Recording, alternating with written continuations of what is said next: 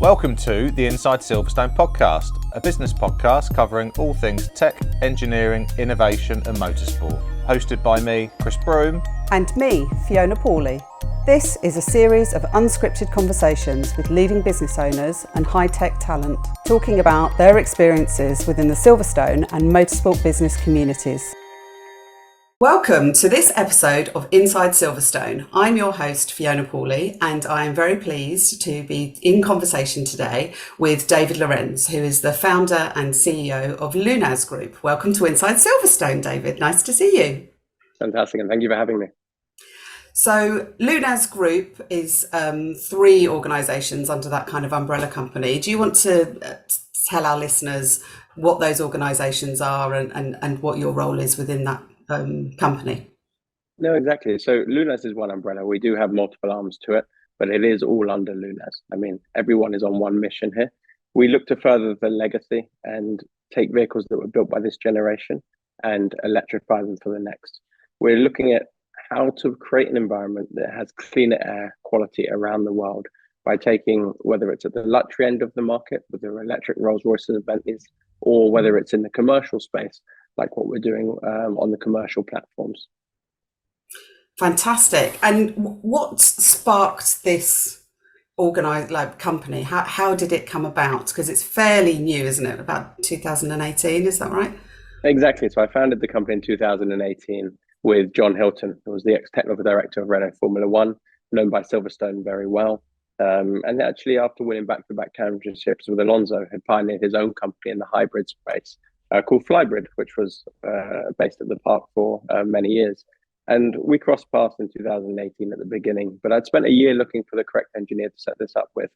I'd written a business plan. Really, basically, there's 2 billion vehicles on this planet. Now we're at this transition point. We're going to clean air powertrain. How do you transition without ending up with 4 billion vehicles? Because that is an absolute disaster, makes zero sense, and completely illogical. And you've got to look at vehicle categories that are correct to re-engineer and what should be carried through, and put together what was a basic business plan until I met John and met him by chance on an airplane, and really developed the business plan and started in September 2018 at Silverstone with our first factory here. Yeah, engineers will do that to you, right? They'll take a germ of an idea and explode it up to all the possibilities. So yeah, good on you for taking on that challenge with John. And many of our Silverstone Park listeners will know John, as you say, from Flybrid and from Formula One. So how has the business grown? What have been the kind of main milestones within Lunaz? Yeah, so in 2018, we started with one simple basic rule, a modular powertrain that could be scaled up and down for multiple vehicle classes. Now, I always had a love for classic cars and a passion for it. And I thought, let's use this as one of the moving prototypes. What that does for a classic car is it gives you the drivability, usability, and sustainability that a classic car doesn't give you. So we formed the company around what we called Lunaz Design, which was really aimed at what was my background previously, which was on hospitality, looking at how can we look at the fleet cars within hospitality, hotels, casinos, restaurants around the world, so that we could look to give them an EV platform in the luxury end of the sector, which did not exist in 2018. And even today, I would question what are the luxury cars that are on offer for hotels? I would struggle to answer still. So we really aimed at that piece of the market. Now, we did end up launching an electric Rolls-Royce Phantom 5 as our first vehicle 3 days before the first world's lockdown. So obviously every hotel in the whole world did close. Good timing. that wonderful idea definitely pivoted into being much more B2C focused rather than that B2B aspect. But like you've seen in this factory, I mean, we built this entire factory around what just exploded into being an incredible business. But alongside that and in parallel, we also had Lunaz Applied Technologies, which was taking the technology that we had developed over the integrated powertrain and scaling this up into the commercial vehicle space. Now, we're all about lowering emissions one vehicle at a time. And you'd say, how much impact can you have with that on Lunaz Design? It's a niche. Yes, it is a niche, but it's a showcase of what you can do with a vehicle that's 60 years old. If you can produce that vehicle to a better than new quality, you can show engineering excellence and quality assurance then you can lead into where you can have impact, which is in volume in the commercial vehicle space. And then you're working with fleet operators rather than institutions that have thousands of vehicles that need to transition to clean air powertrain. Yeah. And I think, it's really interesting, isn't it, how you start off with one germ of an idea and, you're looking at scalability in terms of the kind of electric powertrains, and actually COVID, and we'll come back to COVID and what that meant for the business and, and for you later, makes you have to reconsider, pivot. And, when we're talking about the future and sustainability, it can sometimes be quite an overwhelming feeling. There's a lot of doom in terms of that, but actually by breaking it down to one vehicle at a time and what can I do and how can I contribute, it does change the perspective of that kind of doom. Would you agree? No, absolutely. And on the pivot side, so in 2018, when we formed the business plan, there were 50 to 60 applications of fire engines, refuse trucks, classic cars, but construction equipment, mining vehicles, all specialist vehicle categories that we thought had value in the asset to carry over. So the actual pivot was much more from institutions to individuals with Lunaz Design, but not on the overall strategy of the business plan and where we wanted it to develop. This we set out from day one, and we've really tried staying on track to actually, I follow a line, and I'm very addicted to following the line of where we are, what we've told investors, what we need to deliver on. And we've got a real clear focus of those vehicle categories that we believe we can have impact in. But yes, you're completely correct. To have impact, you can't think about it as, wow, I'm going to dominate the entire world. You've got to do your piece. And the new factory that we've opened at the Silverstone Technology Park, that's got an 1,100 vehicle a year capacity. So that's an Eiffel Tower of embedded carbon yearly saved by upcycling vehicles that already exist on those current platforms that we already do. Now that's a really small pinprick in the world's problems, but it starts to grow larger and larger very quickly. And we're just about to tie down the next facility, which will be 2.5 times the size of the current facility at Lunaz Applied Technologies on Silverstone Technology Park. And then suddenly the impact grows, and year on year, our capacity will grow and will open around the globe and have further impact. This is all about really proving that you can upcycle vehicles that already exist. And out of those 2 billion vehicles, we will always be a pinprick. We will never do billions of vehicles, but you can scale it to have real impact over changing the way we think about these vehicles. And this replace with new cycle, you have to test. It's not good enough for fleet operators just to say they're transitioning their fleet to clean air powertrain. What are you doing with your old vehicles? Are you sending them to other countries that are going to drive them for longer hours, produce more emissions, and we're going to sit here in 25 years and end up in a worse position than we already are? So decommissioning these vehicles, actually furthering their life, looking at product life extension is critical. Yeah, absolutely. And in terms of your people, how much training and development, or kind of development for them, have they gone through in terms of becoming these engineering experts in terms of decommissioning and reusing? Yeah, so you got to think about Lunaz as upcycling. That is the core of our business. We upcycle vehicles to clean air powertrain. And the one thing about being based at Silverstone is we looked at multiple locations at the beginning. One of the drawing points was, firstly, John's previous company, as you know, was located here. So he knew a lot of people around here. But also the engineering talent around this area is incredible. You've got automotive just running through the veins of individuals around here.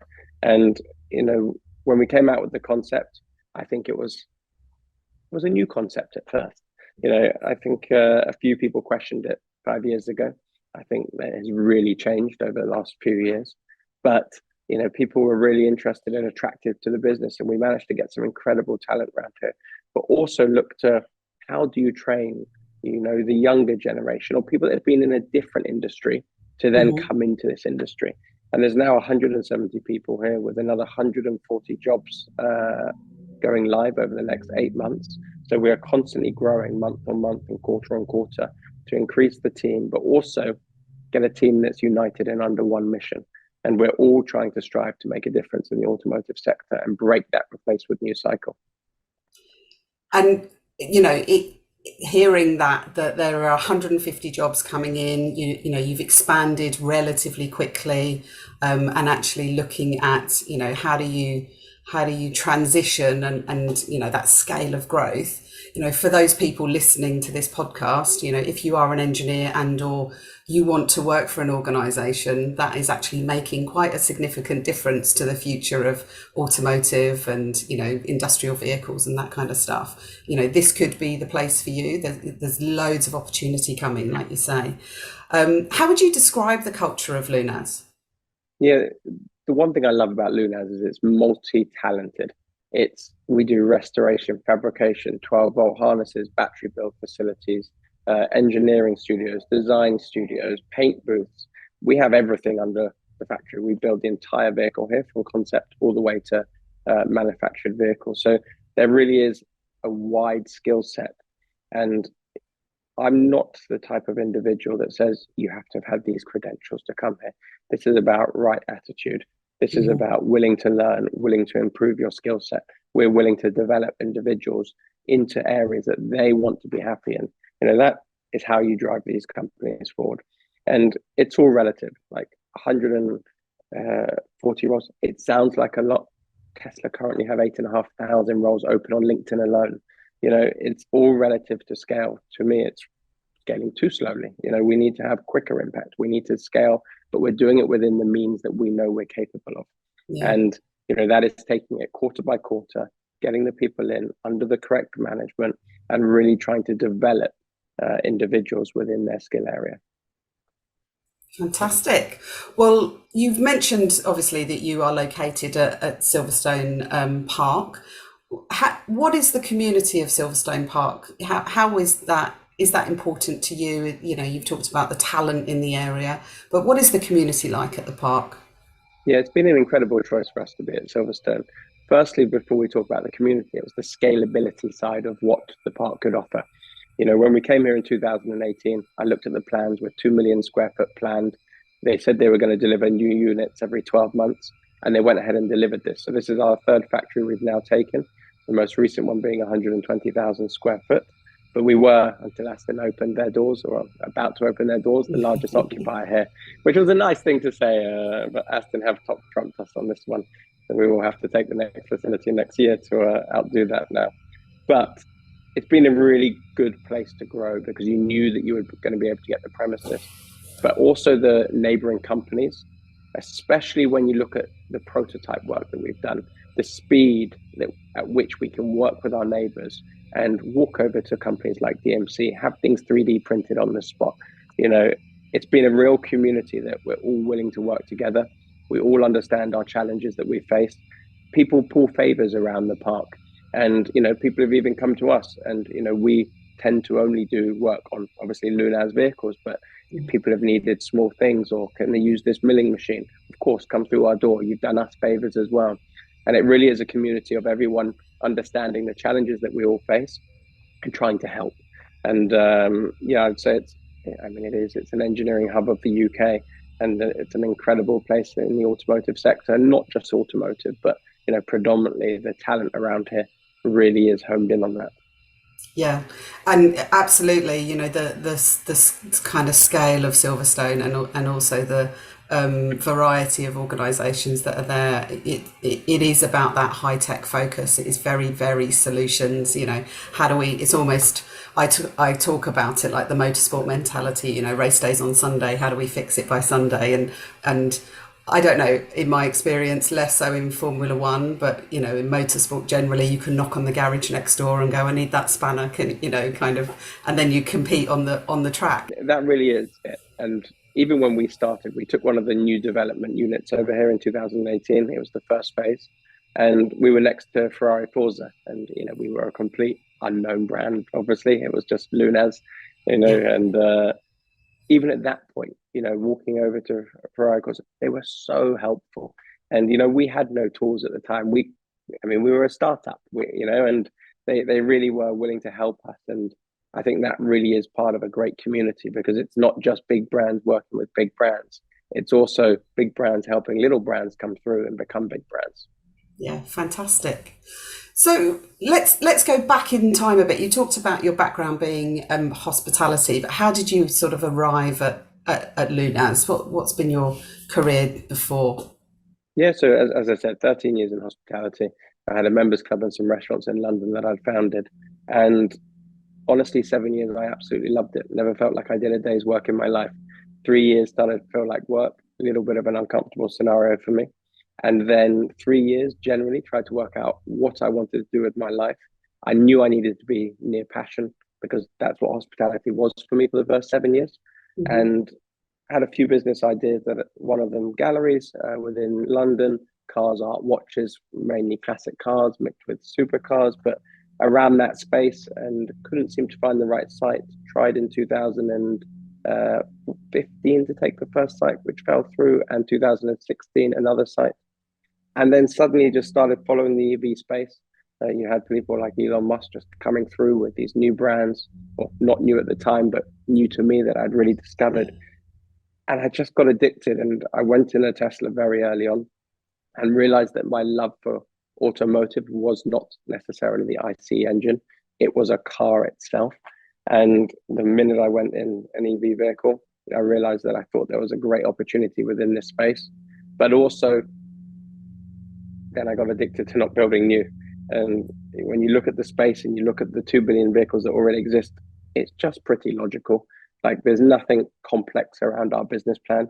It's taking vehicles that already exist, that have had hundreds of millions of dollars or pounds developing those vehicles, and now extending their life for a clean air powertrain. And I think, what we faced over the last few years, especially through the pandemic, we realized what clean air quality means. We realized what cities can be like. I live in London, or I live at Silverstone Monday to Friday, but my home is London, and it was noticeable. Clean air is essential for future generations. So if we can now have impact in that, that became my addiction. And that's why we started Lunaz, and it is my life, and it will continue to be so as we scale this company. Fantastic. And talking of COVID, what was it about that time that you took away, or was helping you to solidify this idea that clean air is your passion, is your drive, and that's what you've got to go towards? It was an absolute accelerator to realizing what the world would be like if we took cars producing emissions out the equation. And it is essential we do this. I love that the acceleration has now hit what I would say that curve. You can see the adoption to EV growing year on year now, and the world will be a better place. Yeah. And heading towards that 2030 goal, you've very recently announced that you've partnered with Biffa, and you're upcycling, that's the right term, isn't it? The industrial vehicles with Biffa, and looking for expansion, by the sounds of it, internationally as well. What is the conversation like in terms of Europe versus America, for example, around the 2030 goal? Yeah, look, I think firstly, talking about Biffa, it's incredible, because when we started this business, I went and decided to build an electric bin lorry with not a single contact in this space. And, John and I believed in the idea. We ran with the idea, and it was a build it and they will come. And having anchor clients like Biffa, who are the leading waste management company in the UK, actually see that they can upcycle their vehicles that already exist, is a massive, massive mindset shift in a fleet operator. Because traditionally, a refurbishment, what was done on these trucks, was done at 5 years to extend its life for 2 years. What they had to really understand is that we strip these vehicles fully down, nut and bolt, and rebuild them to a better than new quality, and warranty them as new. And Biffa as an anchor client is an incredible, incredible moment for Lunaz, because it shows that this is the correct decision, and leading fleet operators will do this, and other fleet operators have now followed. And you need those anchors like Biffa, who are the first movers, and they will always be the companies that will lead the path for others to follow. And it was an amazing moment having Biffa come through our doors, because that's who we targeted. They are the UK's largest waste management company, and it's great to align with a British company being obviously a British base. Yeah, absolutely. So in your business life, or in life generally, who have you looked to as mentors, or who has mentored you through these various stages of changing your career from hospitality into EVs, and how have they been important, or have they been important to you? It's a mix of individuals and audiobooks. So Okay. I do about every autobiography possible when I drive on audiobooks. I think it's really key to hear other people's stories, other people's journeys. It's like when Elon Musk in his autobiography talks about production, how it's don't expect to go into production and not face the same aspects to this, and it makes it normal to the feeling that you're going through at the time. But also having a strong board around me, which started with Frederick Wakeman, who was the ex-managing partner of Advent International, to people like Andrew Cope, who founded Zenith Leasing, the largest leasing company in the UK, to Ian Wakeland, who was current chairman of Viridor, but also the ex-CEO of Biffa. These types of individuals, and John Hilton, having experience around you and guidance is really what you require to drive these businesses forward. And every one of those individuals, they founded their own company. They've been through this journey. They understand what it takes to actually scale. And, having them on the other end of a phone call has been an amazing support structure for me, because companies are never one individual. As much as you look at some of these companies like Tesla, that's not Elon Musk, that's his team. And Lunaz is the team. Lunaz is built from the board to the every individual that has a part to play in this company. And that common saying, you are as good as your team, is absolutely true. But you all need people around you that you can have at the end of a phone call. And also, by the way, a supportive wife and daughter. It plays a major role in it, because, they are part of this as well. I committed to living at Silverstone Monday to Friday away from my home. That is a commitment I had to do to the business, but, FaceTime makes that supportive. And, I think it's all part of driving this forward. And it's really important to have good people around you. Yeah, absolutely. So if there's any budding entrepreneurs listening to this, and or engineers who think they've got a seed of an idea, get yourself an army of mentors, surround yourself with those experienced people, and it is your choice which bits of information you take forward, right? But having that coaching, mentoring community is essential when you're trying to either just go to work every day, or start a revolutionary business. It is absolutely essential, because you have to realize that you're going to make mistakes. Things are going to go the wrong way, and you're going to go down avenues that aren't correct. But you have to then talk to people that have done the same thing. And then, honestly, the more advice you can take from as many people as humanly possible, the more mistakes you can avoid. And it's really key just to have conversation with as many people as possible, to realize what journey they've been on, how they got through the challenges, so that you are better armed to get through those challenges and knock down those walls, because it's no easy journey. And I don't think you should expect it to be easy. It will always be more challenging than you set out for it to be. But I guess it's the anchor and the passion. I have to do this thing. I want to, make cleaner air for my children, or for the future, or, it is that driver that keeps the momentum going when you keep getting no's, or, every door is closed in front of you, to kind of knowing what's your value, what's your anchor, where you're going is so critical, right? Absolutely. And honestly, I think a no is more powerful than a yes.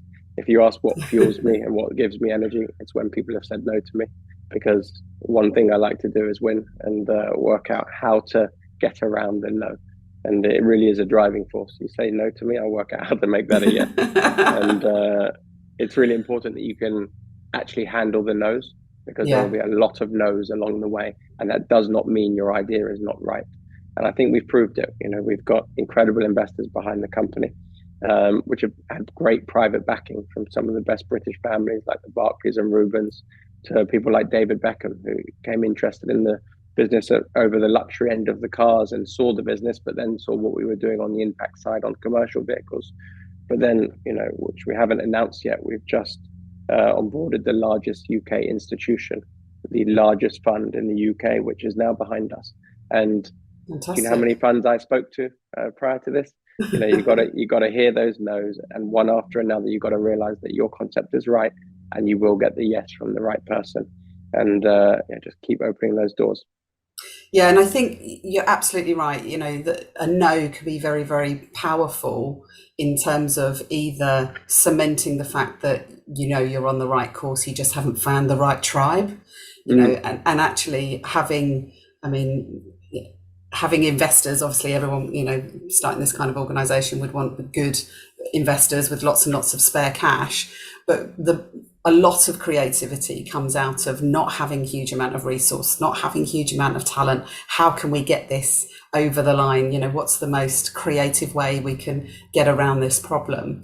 And that's what engineering does best, right? It is all about that problem solving within the parameters, but having the people in your tribe that really believe in it is only going to carry that forward faster. Like you say, you're sort of on this curve at the moment in terms of the development of what's happening with EVs in terms of our kind of day-to-day culture, but also the expansion for Lunaz.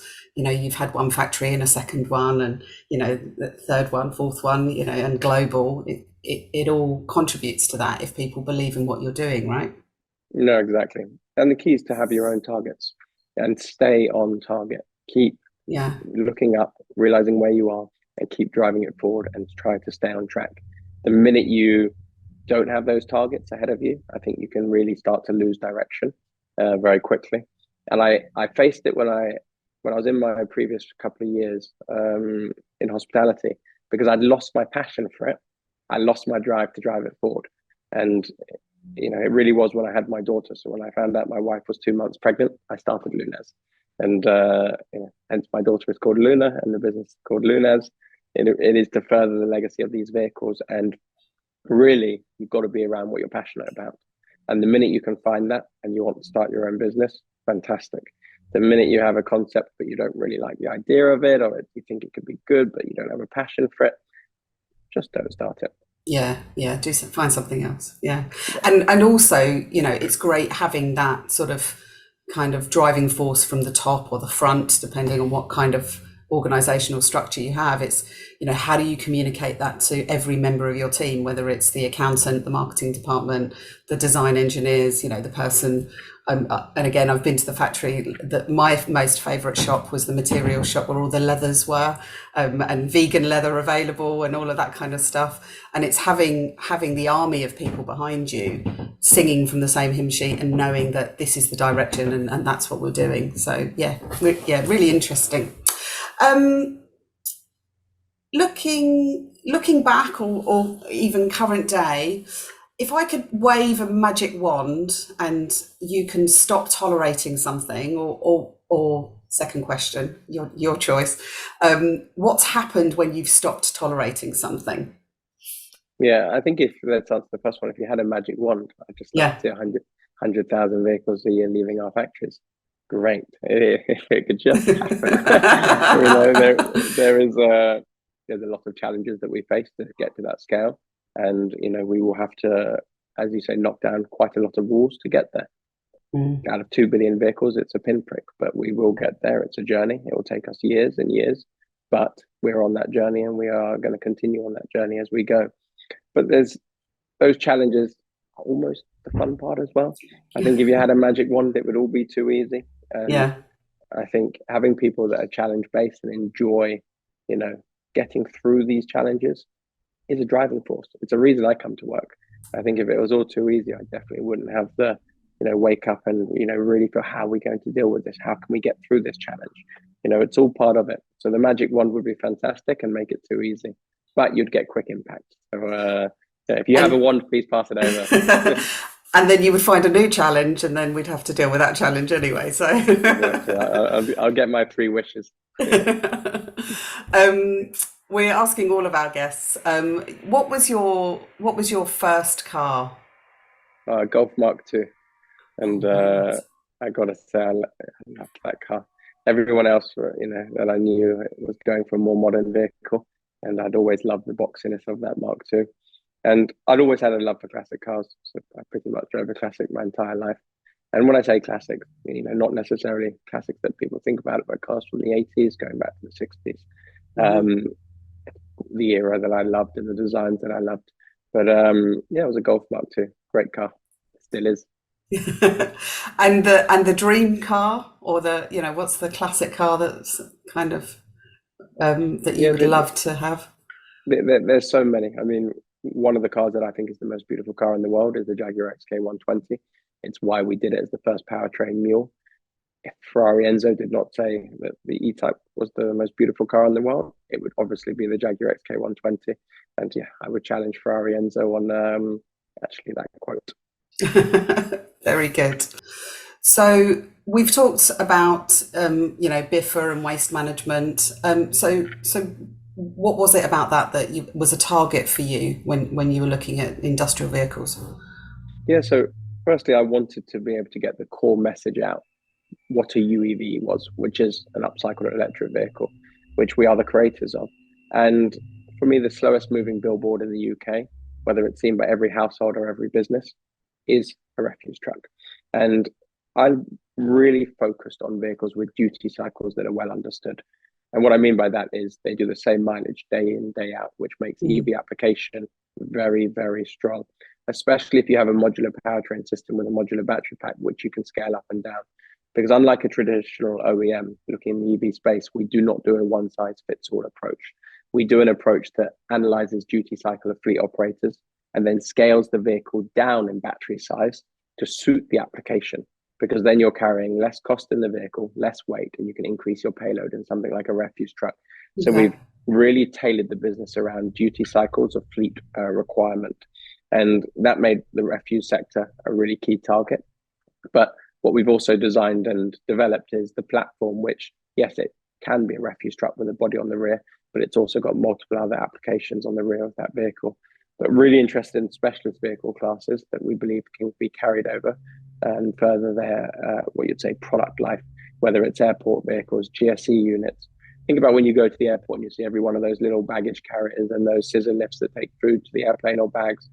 Please do not tell me we are building new ones. It makes no sense.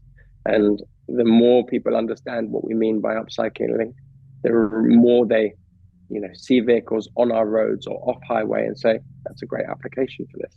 Yeah. And we really, really must look at this, and upcycling vehicles to EV must become a huge industry.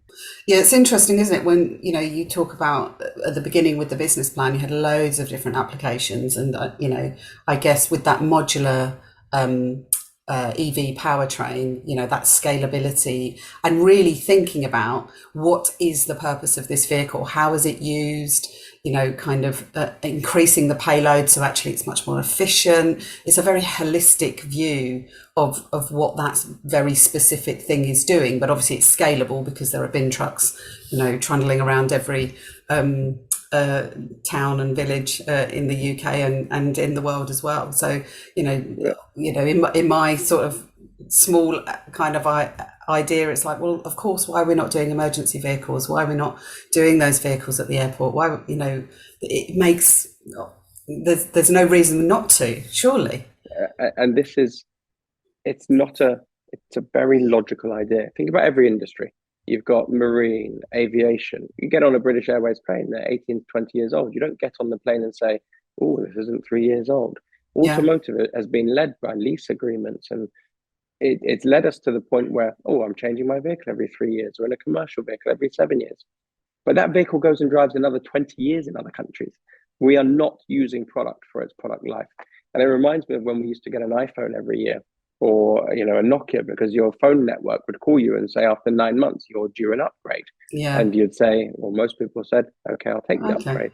You yeah, don't need it every year. I don't change my phone every year. It's madness to think that you should now be doing that. I know some people still do, but this is where we're at with automotive, and it's behind every other industry. Reuse is common in, look at fashion. It's, why is this not in automotive? And we're here to challenge that. We're here to pioneer that and create that.